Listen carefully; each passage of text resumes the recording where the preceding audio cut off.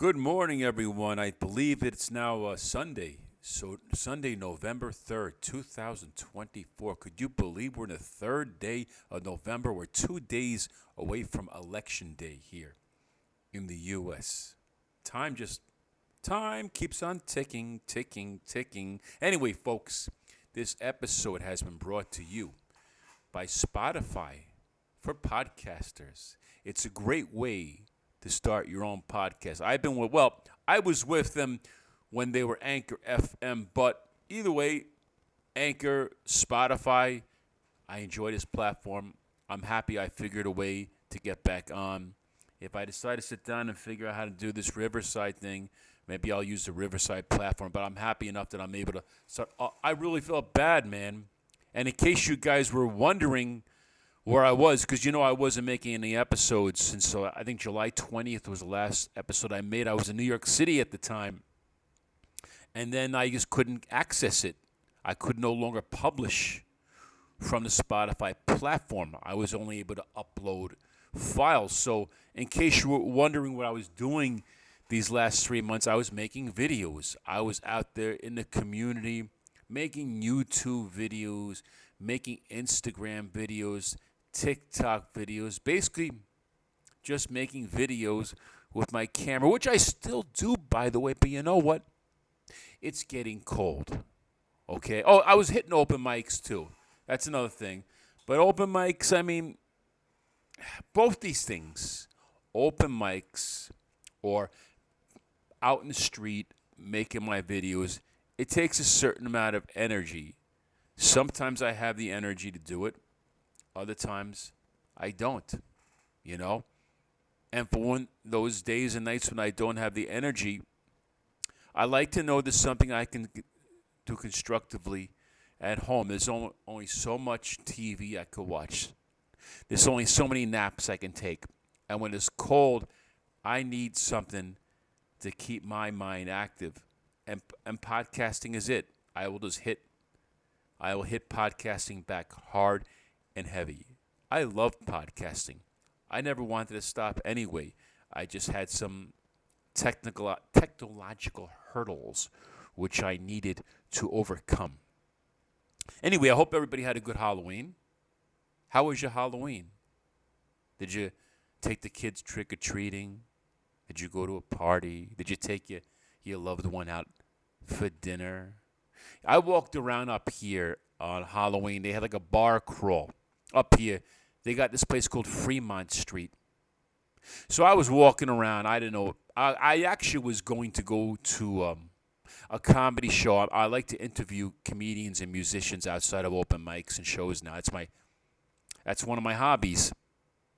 But the comedy show was canceled due to a plumbing issue. I'm walking around, and it's crowded as hell. It's like, if anybody is familiar with or isn't familiar with Fremont Street in Las Vegas, they have like this outdoor pedestrian mall, which is really cool. They have all kinds of performers and hotels and showgirls and dancers and food. And normally, it's crowded enough as it is, but you couldn't walk through. It was real thick with tons of people. And then it got to a point you couldn't go any further. And then just to turn around and get out, I felt like I was trapped, like I was in a sardine can. So I got myself the hell out of there, right? And I'm walking around like in the outskirts of Fremont Street. If anybody knows, Fremont Street, they have like streets running perpendicular like 4th Street and Casino Center Boulevard. I'm getting to know the area.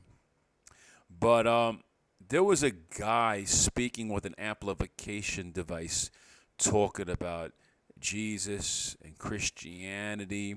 And I found myself just leaning against a pillar, watching him, just listening to him. But even more importantly, watching the people walk by. And I suddenly felt like he had not that I believe in Jesus, but he had some kind of an answer. And that they were all just fools because they were all dressed up in Halloween costumes, which I'm told is a pagan holiday. And they're just people just doing what everybody else is doing. If they were all being sent to a blind mass suicide, They all a mass suicide. They would all blindly go. They're just doing what everybody else is doing. Like, God forbid, if there was like a fire, they would never get out because they all just following each other. And suddenly I realized this guy is different, and they're not listening to him, and they're all walking, and they're obsessed with what they're doing together. And I just stood and listened to him for a while, just to see, is there something wrong with me, And then I'm walking around and I'm looking at all the women, and they look good in their costumes, But, whenever I'm interested in a woman, she always has a man. Or if the man's not there, he's nearby. You end up finding out she's got a boyfriend or a husband. And all these women, they were claimed by a man. Even if they're walking alone, they had a man not too far. Or they were in a pack of women. And I thought to myself, man, Stephen, you're hurting yourself. You're mentally injuring yourself, salivating over these women, looking at these women.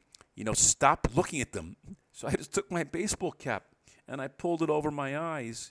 And I felt better.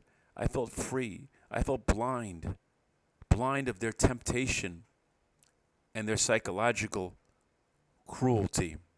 I don't like games, I think that's one of the reasons why I'm not a big sports fan, because of because it's a game, and I never liked games. I never liked to have to learn the games. That's why I never got into gambling. But sports is such a big thing. Like, as a man, you're supposed to know about sports. It's a male bonding thing. Men get together in their uniforms and they go out in groups together and they drink beer and they go to sports games. It's such a big thing, and I just don't want any part of it. I don't like it, and I actually think it's false idol worship because they're putting on a jersey and they're idolizing a number and a player, just a person who's getting paid a rather disgusting amount of money because he or she excelled in a sport. I think it's idol worship. I think it's the same thing as these Halloween goers all going out together in groups. Everybody's doing what everybody's doing and following each other around. I think we live on a ship of fools, an earth of fools, and I feel like I'm the only one who can see this. And I often feel that there's something wrong with me because I'm not into sports. I remember one time a friend of mine told me, he's dead now, but anyway, he said, "You're not your typical red-blooded American male, Stephen, because you're not into sports or whatever the hell men are supposed to be into." He said, "You're more into sensitivity." And then he gave me a complex for the rest of my life because I started thinking to myself, sensitivity? Is he calling me like a sensitive faggot? Am I a sensitive faggot? So whenever I'm with people, I'm always trying to hide the fact that, not that I'm gay, but I'm saying that I'm a sensitive faggot. And whenever a guy comes up to me and starts talking to me sports, assuming that I'm up on the team or what he's talking, I fake it, and I try to extract whatever information I can from the conversation and use it to bullshit the next guy who comes to me and talks about sports so I don't appear to be a sensitive faggot. These are the things that I have to do to coexist with these fools. Anyway, let's talk about rules, since we're going to end on rules. Yes, there are rules to the street. What are the rules to the street? The rules of the street: you don't approach strangers. You don't walk up to people who you don't know for any reason. Not even in an emergency, sometimes you have to, but I wouldn't even do that. Okay, so I follow the rules. Sometimes when I'm in a store, I'm afraid to even walk. If it's some young person who has a nasty look in their face, like, "Don't bother me," I'll keep walking up and down the aisles till I find the product myself. I follow the rules. And believe me, I want to talk to people sometimes, but I follow the rules. I don't walk up to anybody and talk to them. But unfortunately, it's not fair because the rules of the street are a one-way street. You know what I'm saying?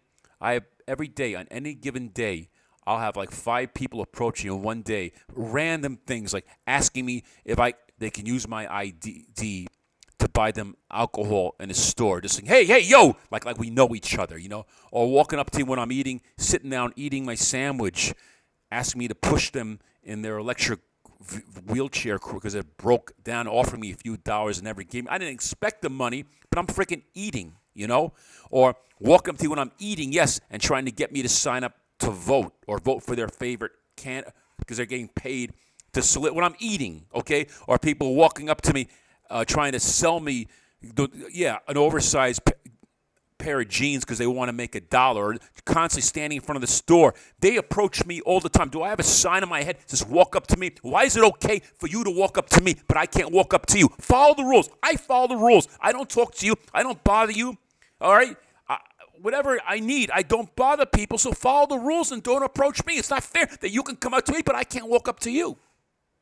Anyway, I'm getting pretty loud right now in my apartment.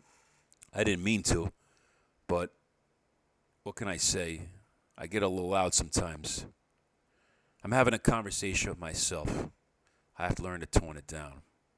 I hope I didn't get myself in trouble with my neighbors. What can I say? Talking to myself, Hey guys, thanks you for tuning in, and we're back. We're back on track. See you soon.